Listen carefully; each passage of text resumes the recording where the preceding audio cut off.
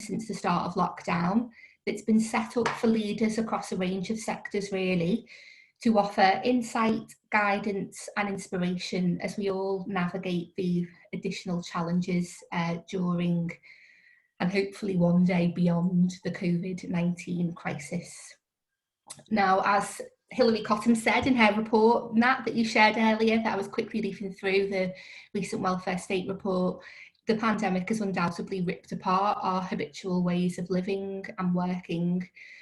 So we at Capacity believe it's more important than ever to, regroup, take care of one another, share some of the excellent new practices that we've all been trying to implement, and really connecting and collaborating online so that we can steer our colleagues and our organisations through these unforeseen times.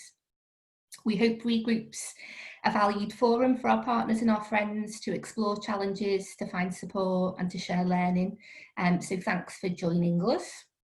I am Sophie Clark. After 10 years working for The Reader, a Liverpool-based charity doing really incredible work with literature, I joined the team at Capacity to lead our projects for children and young people. So my colleague Nat and I, who's here today, we're currently working with families and a range of organisations in Wirral to co-design a more effective early help model. People living in Wirral have been really very clear about what they want. They've told us they don't want traditional services and they don't want service speak.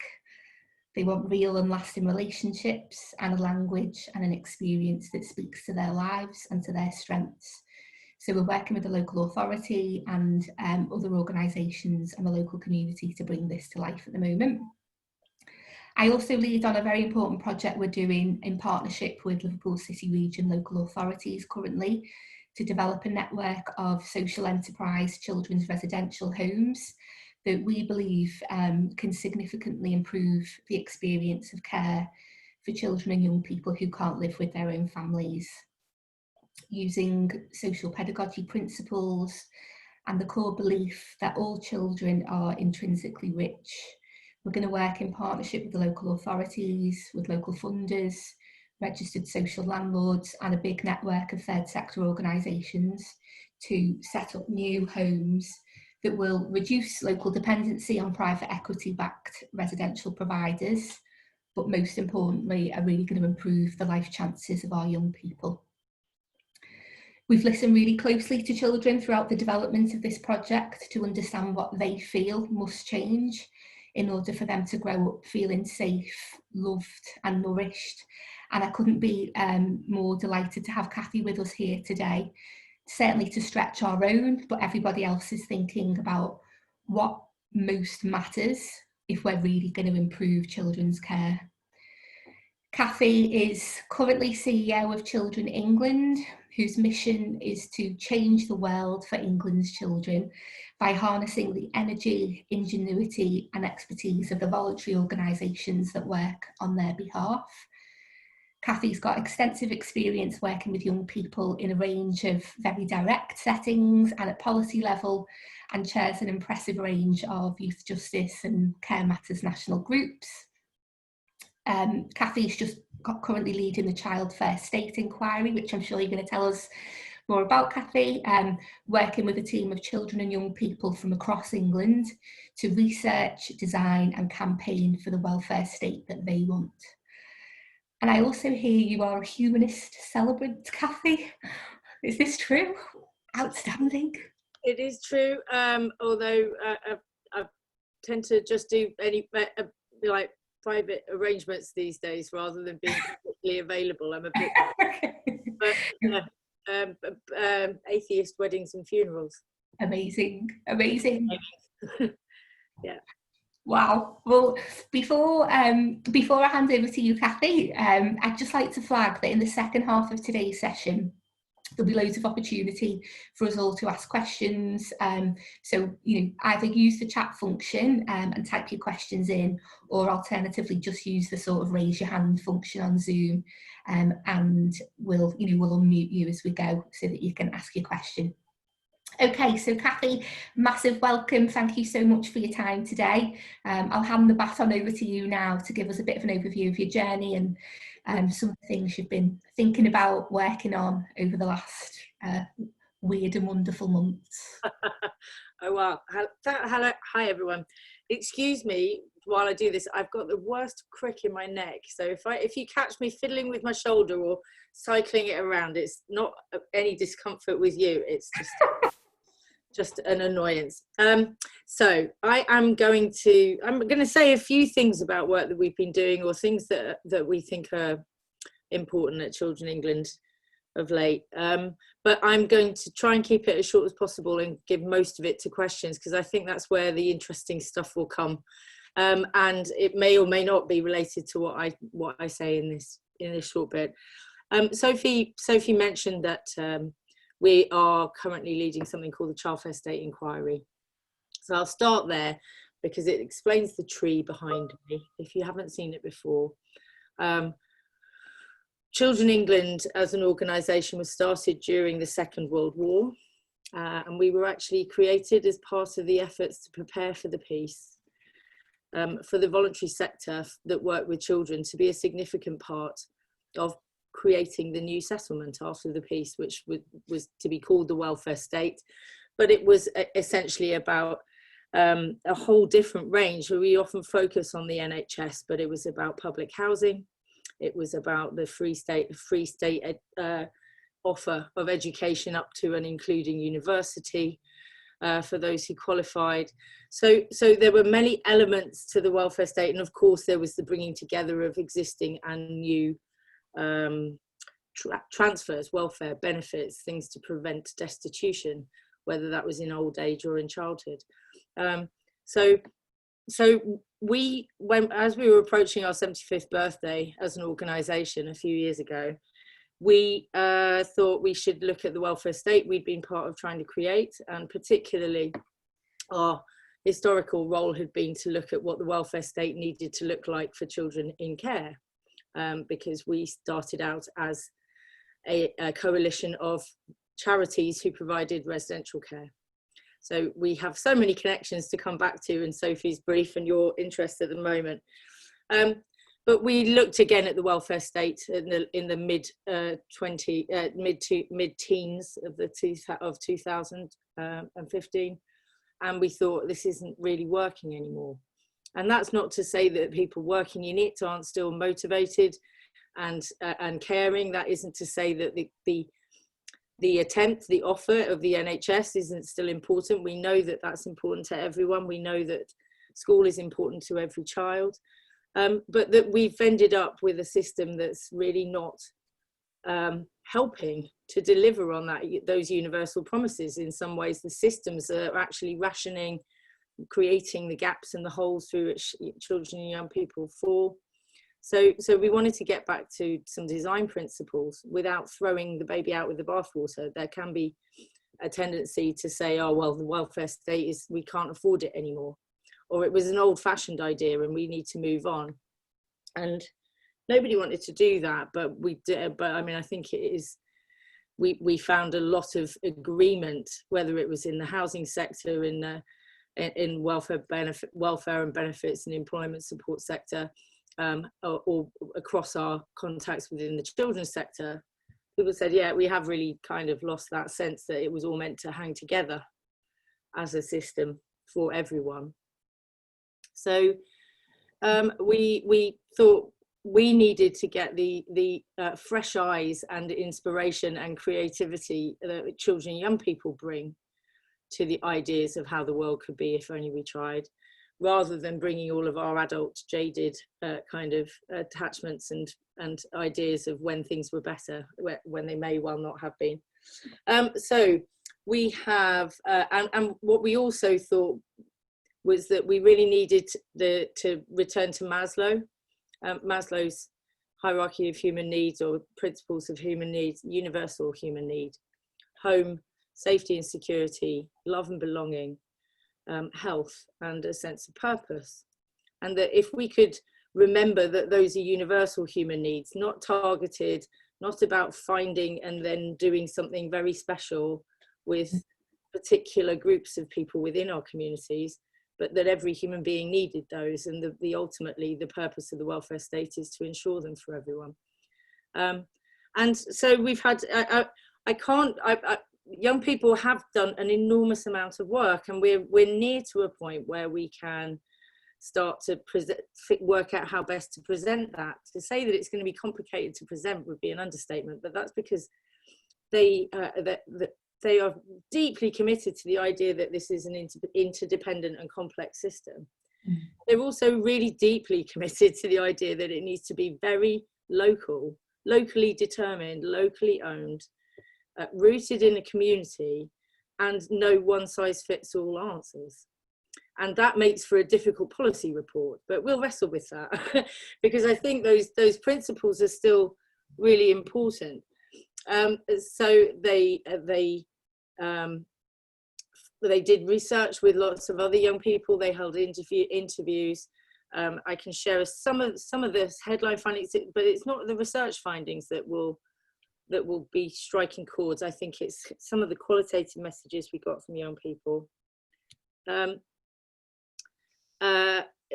In health, for example, only the young people were particularly focusing on their concerns and their experience with mental health. Lots of concerns about how second status, how mental health has second status, even longer waiting lists, etc., within the NHS at the moment. But actually, so we got quite a lot of different messages, not just about mental health, but across the issues with the NHS, where young people were saying they feel worried about presenting in need of help or of asking for help, because they feel like they're being a burden and asking for things that they're not entitled to. And this also came through on their findings on welfare and benefits. So young people are really sort of absorbing this message that there's not enough. We've not got enough capacity in the NHS. There's not enough doctors to go around. There's not enough space. And in that context, a lot of young people are self-regulating and saying, oh, I won't make that call on the NHS. I'm sure there are other people who need it more. And they'd already made the connections to what a problem that is for for our ambitions for earlier intervention and prevention, and seeing that running through the system. So the fact that we started talking about things like rationing and targeting across the welfare state, but particularly in health, we really need to reflect on how that's being received, that health is no longer, they're seeing it as their right to a health service, but that being a drain on the NHS is a burden, is somehow poor citizenship on their part.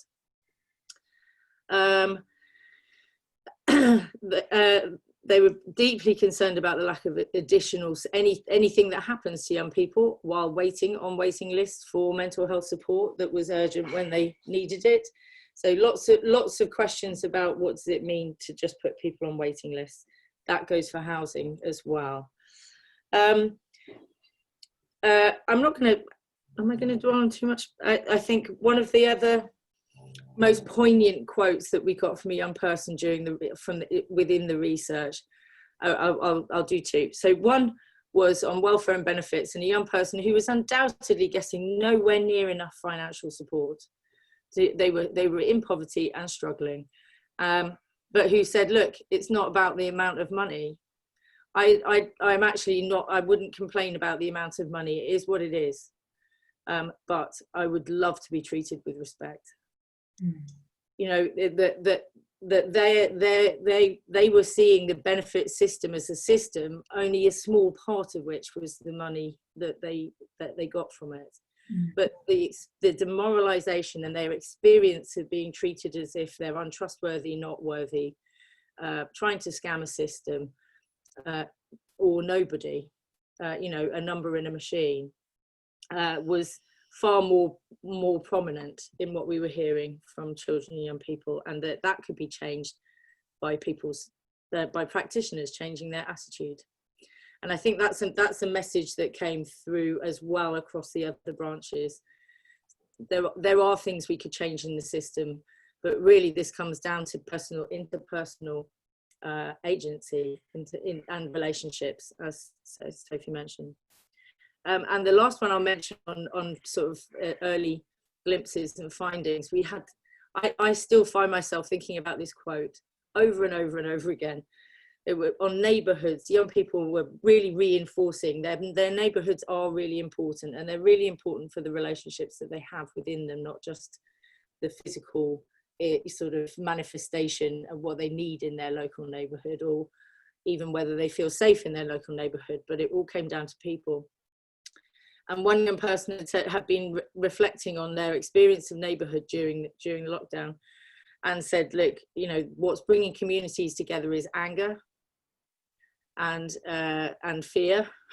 So that may have been a reflection on the Black Lives Matter events, but equally how divided and politicized they find their community tensions, but that they felt that was what brought people together who wouldn't otherwise be coming together. And the quote was, there's no better way to bring together to plan to put a train line through the center of it. So we've had so much to think about from them. They have agreed all sorts of core principles, which I think are ones that should resonate with us already, but they've reinforced that they are committed to collectivity. So I'll come on to talk a little bit about things like ownership later, but there is they make a lot of reference to the need for more public ownership, more public housing, that you know, parks and communities should have collective ownership forms, whether that's public, whether that's kind of you know, mutuals, cooperatives, less emphasis on private assets, private gain, private wealth.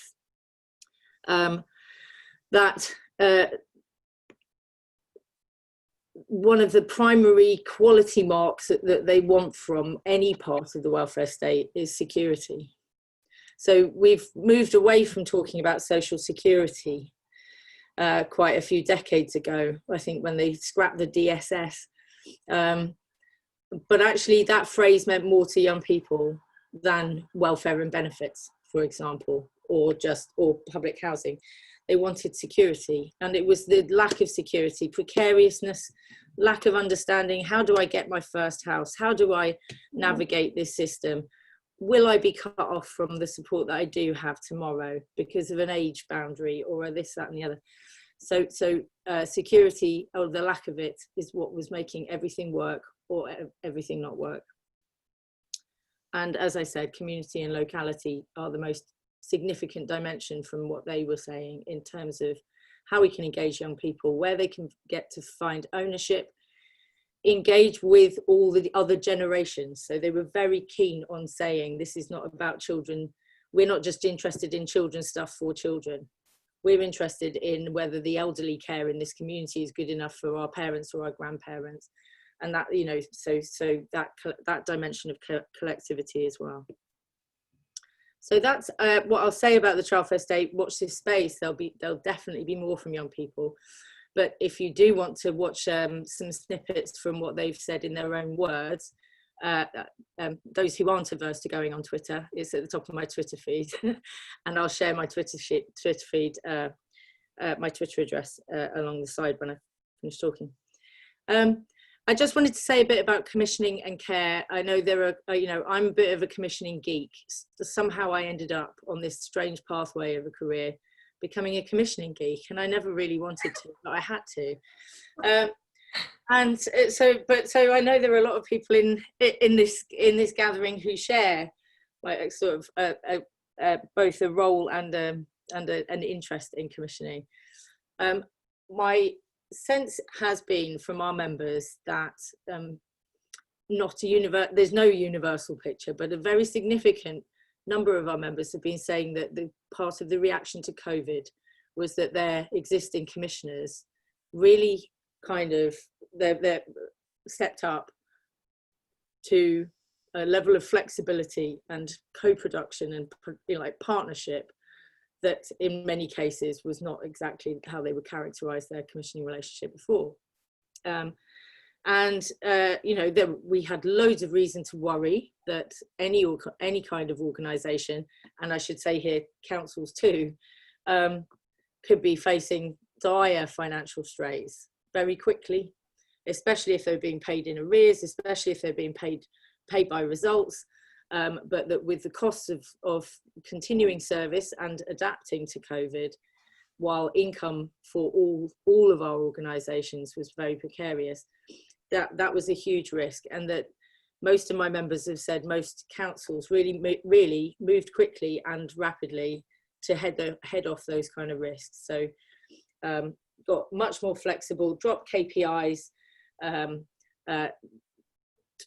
paid in advance when they were paying in arrears in order to make sure that cash flow problems weren't what crunched. Just got flexible and understood that they needed a relationship with all of their contracted organisations, not simply a transaction on paper. We really hope that kind of learning can stick. And actually, our perspective has been that flexibility has been best adopted by councils.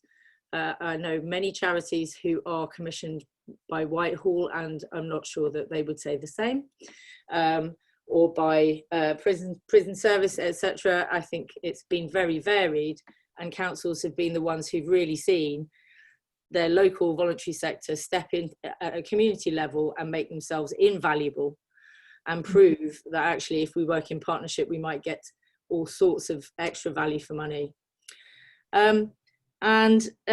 So we think we need to build on this and really follow through in terms of rethinking what commissioning is, and how we move away from market transactions towards a more relationship-based understanding of both the services that are being commissioned and the relationships that need to exist between partners.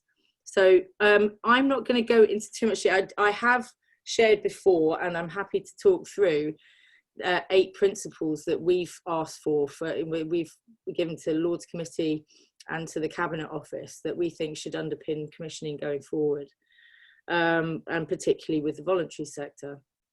I also have some fairly well developed, like nothing to do with COVID, some long ago written ideas about how we could radically change and redesign the commissioning and financing system for care, for residential care, for foster care, for kinship care. It's called Children in Charge, is the paper on our website. And that's because I think that is a particularly deeply intractable marketplace system. It's gone way, I mean, it was one of the first areas of service to become marketized. So the marketization is more deeply entrenched. The dominance of private equity, as was referred to earlier, is further advanced. There's an incredible amount of spot purchasing, an incredible amount of unit pricing, and very little attention to the significance of who owns what's being commissioned, who is it for, and how do we make sure that children get the right place for them first time. So I do have lots of ideas at a detailed level on that, but I'm not going to talk you through them right now. But any questions about those kind of things, I'm very happy to answer. I think I'm going to leave it there and just open up to see what kind of questions you've got and where the conversation will go with some prompts. Brilliant.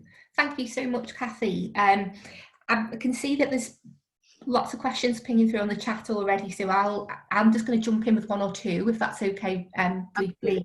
I mean, incredibly moving to hear what you said about, you know, the really clear message from young people that they feel like they're a burden and that they're not, you know, they're not feeling it's their right to ask for help and get the help that they want when they need it. It really chimes with, you know, when we spoke to young people in Wirral about what they wanted, the loudest message was, look after my parents. They can look after me, but you look after them. You know, and I was just struck by the endless sort of generosity and emotional intelligence of the young people. How do you sort of, I guess I'm interested in the how for what they're, it's an undeniable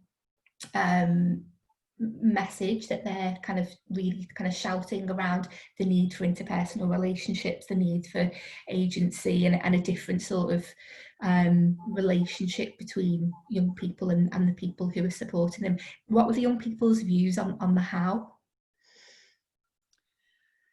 So this is going to be at risk of another diagram like my tree, but verbally. Because I think there are different levels at which you can think about, and they have been thinking about what needs to change. Mm-hmm. And that ranges from sort of at the heart of the rainbow. If you think about it as a rainbow, the center of the rainbow is our relationships with each other. Yeah.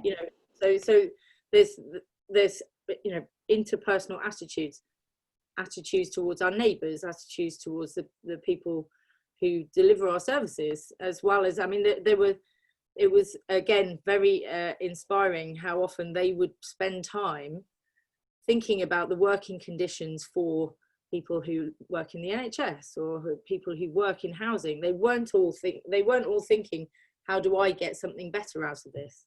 Mm.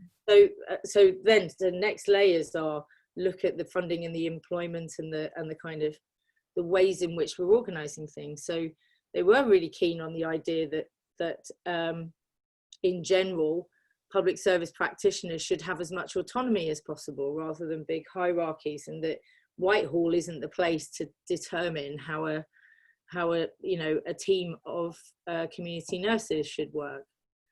So they were saying, and they were really concerned with terms and conditions for public service workers. So they were pretty offended by very low wage employment for the people who are actually doing the talking to them, yeah, while there were senior management hierarchies. So there were a whole swathe of things that are about how we organise, fund, and manage what we do. That's before we've got onto any kind of significant redesign or repurposing, and then got onto issues of funding.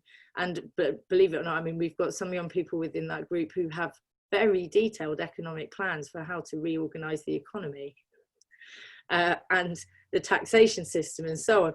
So without wanting to just oversimplify it, you couldn't achieve it just by reordering the economy and reinvesting money, yeah, alone. But you can't achieve a complete rework through if we just said, nurses need to ask people what they want rather than just do it to them, because that would, but all of those things are in there. Yeah. But yeah, I think at the core of it, there's just a call to really make real the fact of each of us being equal. Yeah. There is such an incredible diversity of young people in this group, but they kept wanting to resist thinking that they were representative, because they knew that the next person we come across may be still different again. Yeah. And if we aren't making sure that we treat that equally and listen to what that means for them, then how can we have a system that does what it needs to for each person? So it was an interaction really between human rights and equality. Yeah. But in practice, it was a real lesson to me, the way they went about doing that. Fantastic. Okay, thank you, Kathy. That's really, really helpful. And kind of one more from me before we open it out to the wider group. One of the critical things we're thinking about at the moment in regards to the Liverpool City region children's residential project is, we know that, completely as you just said, really good partnerships with local organisations is going to be key to us really doing things differently for these young people. Lots of the care experienced children that we spoke to in the sort of discovery phase told us that, too often they feel like, often for what's deemed the right reasons in terms of risk and safety, a bubble's built around them where, they can't build relationships with other people and organisations in their community who, could and should play a big role in their lives after they've left care. So I guess I'm really interested in, based on your experience at Children England, what do you think might be key to us developing those really great supportive partnerships with charities so that we can kind of collectively pop that bubble? So I have a range of various slogans on this one, but the first one has been, like, I think there has been a lot of movement. I've seen quite a lot of movement in recent years. But when I started out 10 years ago, going to commissioning forums, contracting groups, etc., and saying, this is not a market, don't you?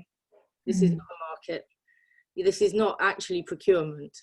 And the procurement is an important function.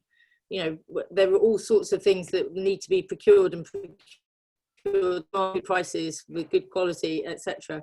But care isn't one of them, because care is a verb, care is a behaviour, care is not a product.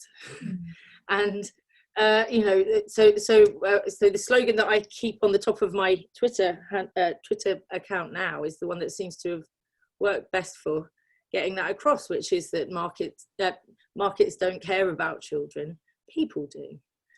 So I don't think so you have to have, it's a bit like commissioning is the verb. What are you commissioning?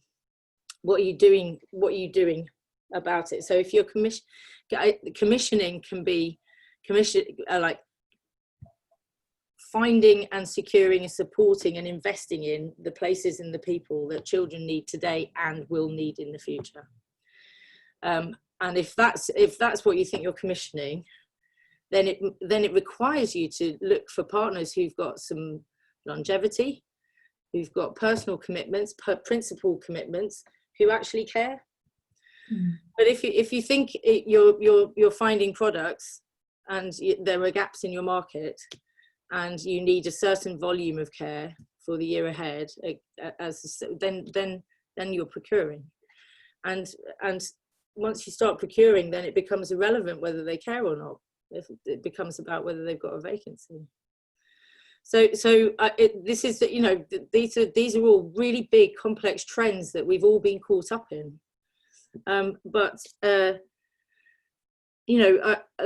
Care, having enough capacity to care for children who can't be cared for at home is something we should be used to planning for and having available. And I remain bewildered at how many council leaders I will come across, or DCS's commissioning leads, who will still regularly bemoan and be surprised at the fact that their children's services budget has been completely derailed by one very high needs child that year.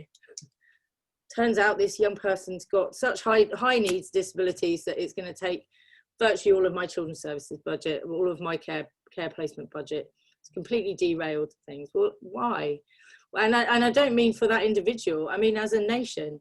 Why? Why should we still be thinking that the first point, the starting point of your year is a budget, and the end point of doing your job well is to have eked it out to as many children as possible? It's not a smart way. It's not a smart way to use money.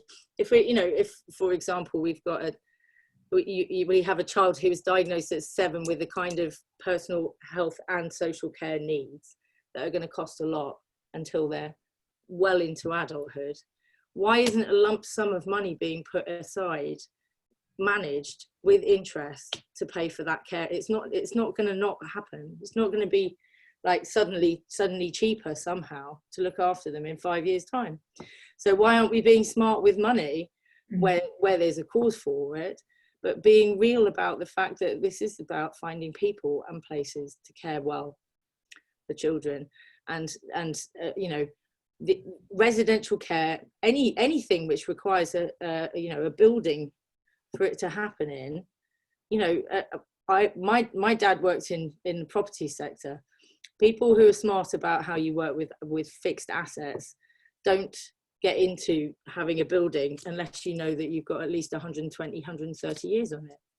Academy contracts are given for 125 years minimum. Some of them are completely open-ended and just specify 125 years.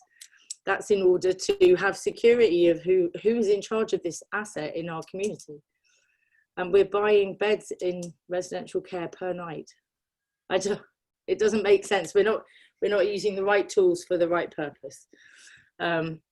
So I might have drifted off a little bit there, but I really, there are charities who have assets. They don't own, no charity owns assets. They're custodians of assets, but they are public assets, not private assets. A company that owns its private assets, if it currently uses them for care, it is free to decide not to tomorrow. A charity is not. And if they're public assets, then theoretically they're owned by all of us. But there are a variety of ways that you can have collective ownership of assets. But you can't have enough good quality care for the children of this country without being clear about the asset base we need. And the asset base we need is property and really skilled, committed people and organisations. Brilliant, Kathy. Spot on.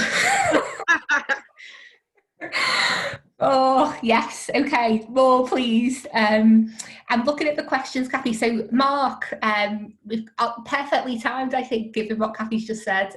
Question from Mark here about how pessimistic/optimistic you feel about the government's proposed care review, in particular how care experienced people are going to be engaged. I don't know what I think my sense of my gauge of optimism and pessimism is probably a bit COVID afflicted, but I'm hugely inspired by the Scottish Care Review. I think it's really difficult now that that's out and it's setting a benchmark. It's going to be really difficult for the government to come out with something that's really deliberately and woefully short of that as a standard, because everyone will simply say, well, look, but it can be done. It can be done. That's how you do it. It was led and hugely shaped by children and care experienced adults, and it's all the better for it. That is not, that they've shown that it can be done. It can come out with vision, practicality, and commitment. So whether I think that that's what's about to happen is a different question. But I mean, we've got no good reason to accept anything less. Is my view, and I think that if we are offered anything significantly less, then the sector should make pretty strong representations about not being willing to play. Yeah.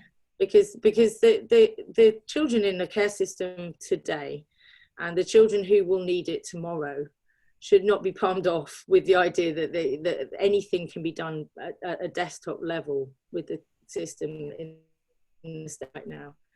This has to be about a root and branch grasping of what it feels like to be in this so-called system. I mean, we blithely call it a system, but I spend a lot of time on systems design, and this one hasn't been designed at all. It's kind of gone. Should we add a bit there? Should we add on another bit there? Should we kind of like tweak this bit that's not working very well by adding a new role in at that point? So firstly, it's not a system by any real meaning of the word, and secondly, it's full of people who are hurt by it and poorly served by it. And so I don't see how you call it a review if it doesn't start from that perspective. Yeah, and I think the Scots have set the bar high with plenty of use of the L word, which I was extremely happy to see. Exactly. I'm gonna Alex Shears, I can see you've got a question on the chat. Do you want to put your camera on, Alex? And Chris, did you say you can unmute Chris Witt? Should we move over to Alex's question? Where is she? Hello. Hello. Hi, can you hear me? We can. Hooray, excellent. Just the first time I've used Zoom, or if for a work capacity anyway. So yeah, my question really, Kathy, I was really struck immediately the same way that Sophie was about that thing about young people feeling a burden, which is just such an awful thing to hear, isn't it? As I'm a commissioner of services myself, and I wondered whether the young people had any thoughts, or whether you had any thoughts about how we go about kind of creating a feeling of abundance when services are so stretched. We're always being asked for cuts. How do we make people feel that they're entitled to and welcome to be asking for support? Because I feel it's also reflected, it's not just young people that feel a burden, but I think we find as commissioners of services that actually internal professionals often behave in very strange ways because of the kind of the scarcity feeling of there's not enough resource to go around. So, hey, we're all going to hammer you at the same point just before the summer holidays, and everyone goes into panic mode and all those kinds of things, because people do behave in very strange ways. And I just wonder if there's something we could be doing differently, putting a message out there that would say, come to us, we've got more than enough, it will go around. And at the same time, there's a bit of a conflict for me there as a commissioner, because I'm like, I'm not sure we have, but I really want that to happen. Yeah, we've got ourselves in a right pickle with the way that we think about the kind of a sliding scale of how to spend money. So I agree wholeheartedly with the principle that prevention is better than cure, with the principle that people should be entitled to help when they ask for it, not wait till they get into what we define as enough trouble. So I believe in early intervention in that sense, but I've become convinced that the very phrase early intervention is part of the problem, and this is with greatest respect to everyone who's involved in it and believes in it, because it is already, to call it early intervention is to say what this is about is professional services and our view that you're early compared with other people. The person who wants help today because they feel like they don't know what to do with their baby not sleeping, they're not going, I think I need some early intervention before this gets really bad. They're just going, I don't know what to do about this, and I think it's I think it's going to get worse. This isn't good, and I think it's going to get worse. So what we've ended up doing as an entire sort of professional sector, not just in children's services, we're doing it everywhere. We're saying that there is a theoretical full spectrum of what we could spend on, and nobody can afford that. So what everyone ends up then doing is saying, but wouldn't it be better to spend more on earlier intervention? And everyone else has got their definition of earlier intervention. And actually, it just continually racks up and reinforces the idea that we'll never be able to get it all. So it then sets up a false dichotomy. It basically makes us sort of frame ourselves as saying too much of our money is being spent on people who are in crisis. And I don't think that's true either. So we end up having huge philosophical debates in our sector about, do we really want more early intervention? What does it look like? Let's share it, etc. And we're actually not just not seeing what happens if and when. We actually just met need as soon as quick as possible, without all of these complex service structures and frameworks of what constitutes a threshold for this, that, and the other. And I'm fascinated by the example that happened in Norfolk. I will look up this example and share the. It was Vanguard Consulting, who I'm a big fan of their ways of working. But I'm also part of the Human Learning Systems Collaborative. In terms of trying to change our approaches away from this transactional kind of micro-planned frameworking. And they went into Norfolk and their housing department, and basically within 1 year reduced their housing list by 95% by getting rid of the priority allocation framework and just giving people houses as soon as they turned up, if they met their particular needs. Great Yarmouth. This was Great Yarmouth. I've just remembered that. As in, what ended up happening was that housing officers knew that there were available properties that would meet this person's need that the other one wasn't interested in. that other people wouldn't be interested in. So they said, look, if you can clear up as much as possible of the housing need that is coming in by any means possible, then we'll be left with the most hard to meet needs on our housing list. And that's exactly what happened. It feels like we go about it the wrong way, doesn't it? In that, like, really, if someone comes to you and asks for help, if a friend came to me and asked for help, I'd just do whatever they needed that they thought would help and I thought would help, and you'd do it first time and you'd meet that need. But instead, we're always like chasing our tail around money and thresholds rather than just thinking, okay, what works? What does this person need? What's going to work for them? What can we give them that would help that? I kind of feel like there's always this escalation because we just don't address things right first time. Well, and because we've located all sorts of different parts of our service world to being kind of, I'm a referring agency for that. That's my role. So, you know, I'm afraid I've got some horrible stories of how this translates in person. So for a young woman, one of our a voluntary group who've been becoming aware of a young woman who was self-harming, and really wrestling with what is our responsibility here, and how do we, is this a priori a child protection referral, but B, we don't feel skilled about this. How do we about making sure she does understand that this isn't okay and she can get help? So they spent ages persuading her to tell her GP and to understand that this was a health issue, that she could get help. She entitled to get help, and you know, her GP would be a safe place to speak to. He won't be, you know, frightened or judge you for it, but it will be somewhere to go to get help. Took months. Went to GP said, you're not cutting deep enough to go to a referral. But no, but this was as in the GP just simply poured out the threshold assessment at her and said, this isn't serious enough for you to go to CAMHS. Said nothing about what you could do.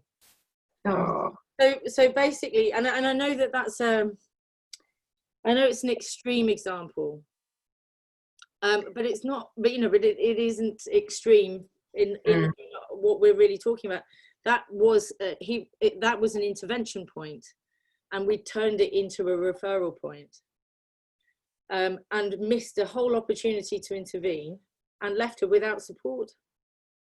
So I hope that's not too abstract an answer to your very rational question about how on earth do we turn some of these things around. I think that we really need to think seriously about how we have made it sort of superimposed a lot of process purpose onto our services, instead of saying your number one purpose is to help the person who asks you to. Yeah. Somehow find a way to help. And if it is to refer on, then make sure you don't just pass them on or like leave them to it. How do we make this a helping experience, rather than how do we target and proceduralize and assess whether or not you're the right target group for a different pathway through a different process that we have underfunded overall. You know. Yeah. Thank you. That wasn't the children's answer, by the way. I should just explain. They had lots of ideas about how you know, we needed to change and engage people in both contributing to and getting more from their local services. So they had all sorts of ideas about how children and young people could volunteer in community health hubs and have a sense of what they're contributing to and therefore getting back from. And that was really their volunteering of that idea that it needed to be mutual. Thanks. Thanks, Alex. Thanks, Kathy. I wonder, Lorraine, would you like to go next? Greg, I have seen your questions, and Jane, I guess, Greg, I think some of the examples that Kathy just gave probably speak to some of that, but if we've got time at the end, let's go back. But Lorraine, would you like to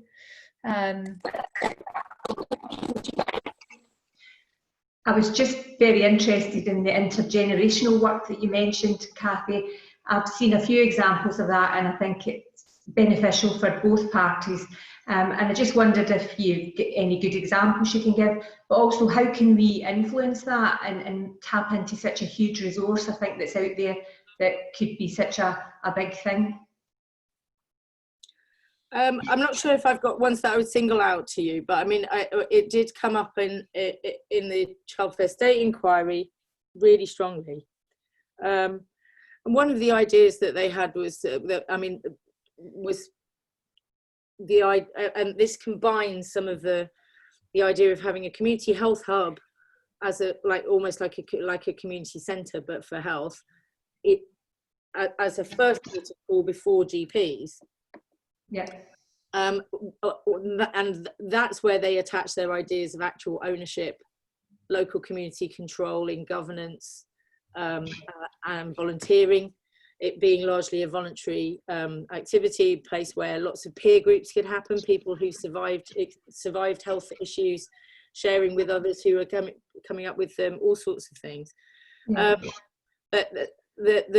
That kind of, there was also a branch of that where they were talking about creating neighbourhood growth space, what they called growth spaces, that were essentially service spec free. So essentially basically saying, here's a community centre, here's some land, and this is whatever you make of it. Right. The investment is in supporting and exploring your ideas across the age group. So if this was young people, some of the children were really desperately keen to get a place that was in their control. This is our place, a youth hub, and one of the first things we want to do is invite all the older people in the community in to teach us all their best recipes. Brilliant. Fantastic. So I guess the answer is it's not really about models, I would say, rather than the principle, and trying to make it creates the space to make it happen. Yeah, absolutely. I've seen a few examples of young people coming into replacements in care homes, working alongside older people, and getting to kind of understand that, and that actually can encourage people into the care industry, which I think prepares them for a career. And I think also older people are so resilient, and I think a lot of young people can really learn from that. And it was interesting he's saying, I think, about the kind of fear and anger, uniting people, and I think there's a lot in common in terms of older people and young people in terms of those two emotions. So I think there's a lot of common ground there, and such a lot to gain from it.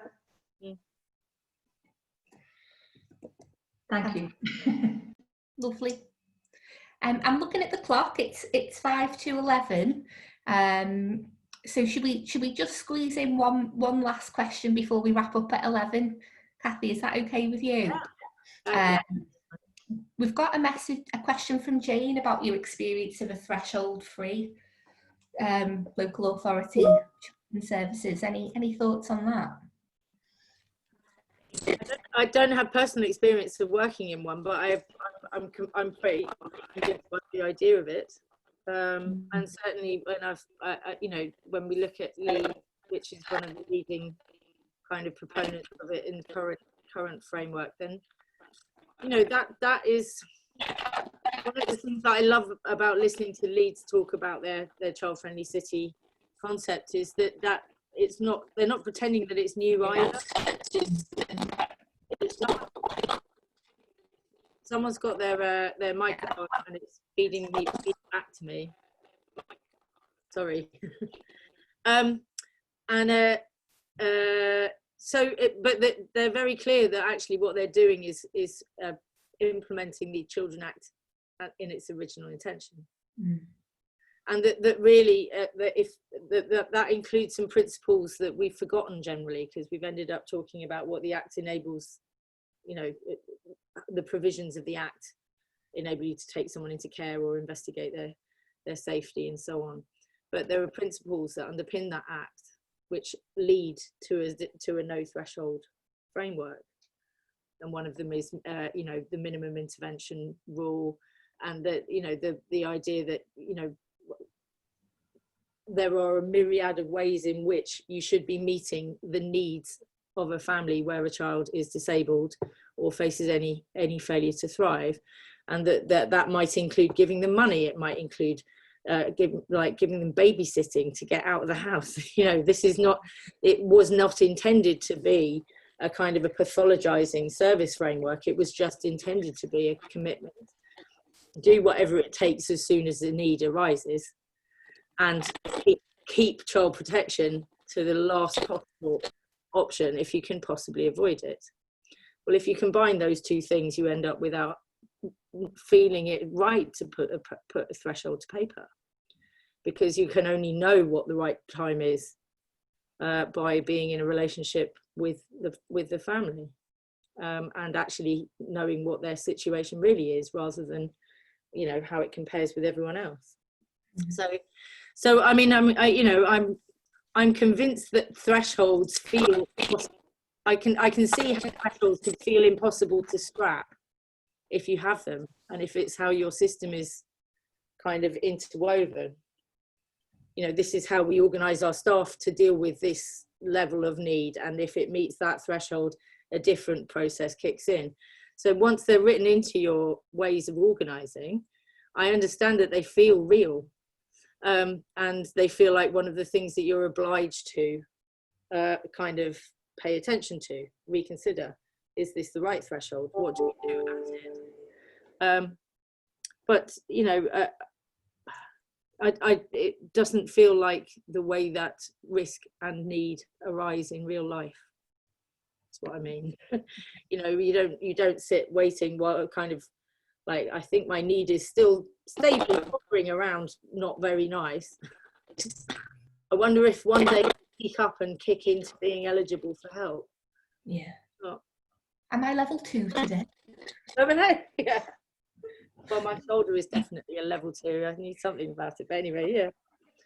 Yeah, but I think there are all sorts of anxieties will be unleashed by getting rid of thresholds, and the idea that that's an important organising framework. Mm. So I think you have to then have you have to, in advance of saying we're going to get rid of thresholds, you have to be clear about the trust and the investment and the faith that you have in professionals' judgment and their skills and their time and capacity to be making the right decision at the right time. But that's certainly what Lisa says they've replaced thresholds with, is the right conversation at the right time. And I think, that's hard to argue with. Yeah. as a better way of deciding what to do, but we all know that there are many. Yeah. Well, thank you so much, Kathy. I'm conscious we're coming up to 11 now, so I just wanted to say a huge thank you. Really, what an absolutely brilliant session. Are you still there, Kathy? I am, yes. You're still there, so you're stuck. So grateful for your time, your honesty and insight. I've personally benefited massively from hearing you speak today, and I'm sure the rest of us have. I think for ages I've toyed with, I'd love a tattoo, Kathy, but I've never quite known what it is. Care is a verb, not a product. Yeah, I think that could be it. So, massive thank you for giving up your morning and being so generous with us today, and thank you everyone else for attending. And if you've got any feedback or you'd like any more information about the work that we're doing at Capacity, Mark, I've just seen your message ping up. We'll definitely be in touch, or for a further conversation with Kathy, don't hesitate to get in touch with me or anybody else at the team. Very, very quickly before I leave you all to crack on the 25th of September, we'll be hosting another session in this series with the CEO of the Timpson Group, James Timpson, who's going to talk to us really about his experience of guiding Timpsons through the global pandemic and the importance of being a kind leader. And then in October, we're going to have Professor Donna Hall, Chair of the innovative think tank, the New Local Government Network, and Chair of Bolton NHS Foundation, join us. So please do keep an eye on your inboxes for invites to those. Massive thank you. Thanks, Kathy. My pleasure. Thanks, everyone. Cheers. Lovely. See you soon.